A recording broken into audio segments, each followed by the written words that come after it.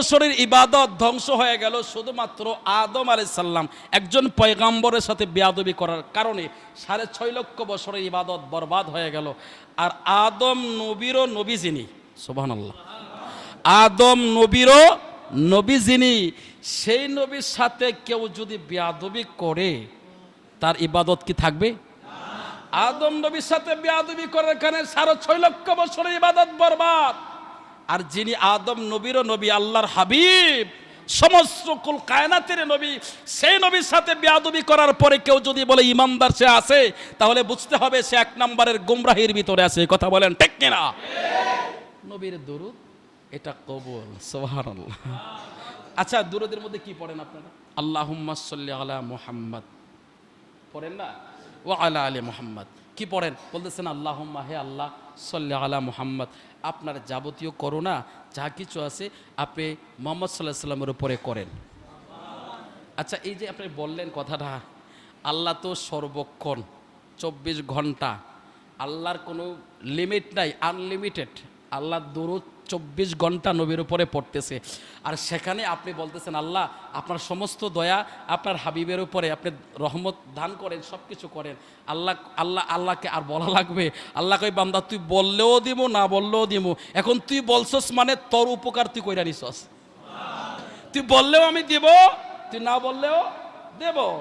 তুই বললেও আমি আল্লাহ করব, না করলেও করব।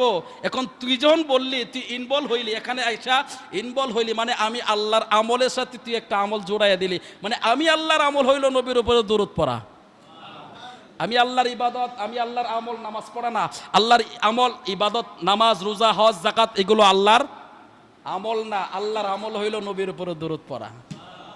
আস্তে কয়, জোরে বলেন না। আল্লাহর যে আমল, এর থেকে বড় কোনো আমল আছে?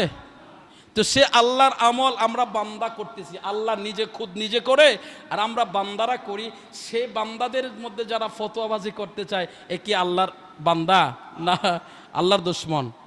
তো আল্লাহর দুশমন যে, সে কি আমাদের বন্ধু হতে পারে? আল্লাহর দুশমন মানে আমারও দুশমন, নবীর দুশমন মানে আমারও দুশমন। কথা বলেন ঠিক কিনা? এই জন্য এই আমলগুলো করতে হবে। এই শুরু থেকে এই পর্যন্ত যা আলোচনা করলাম, কি বুঝতে পারলেন এটা আপনারাই ভালো জানেন। কতটুকু নিয়েছেন সেটা আপনারা ভালো জানেন। আমি দেওয়ার চেষ্টা করেছি অনেক কিছু, এখন বাকিটা আপনারা বুঝে নিতে হবে। তো যাই হোক, এই আমলগুলো করে যান। এখন বেশি বেশি করে দুরূদ শরীফ পড়বেন, কারণ লক্ষ লক্ষ মানুষ এই সময়ে নবী পাকের রওজার সামনে দাঁড়ায় দাঁড়ায় দরুদ সালাম পড়তেছে। তাদের আল্লাহ নসিব ভালো দিয়েছে, কপাল ভালো দিয়েছে, তারা নবীর রওজার সামনে যাইতে পারছে। কিন্তু এই বলে আপনি মন খারাপ কইরেন না যে আপনি যাইতে পারছেন না বলে আপনার ভাগ্য খারাপ, এটা মনে করেন না। আপনি এখান থেকেও তাদের থেকে ডবল ভাগ্যওয়ালা হইতে পারেন।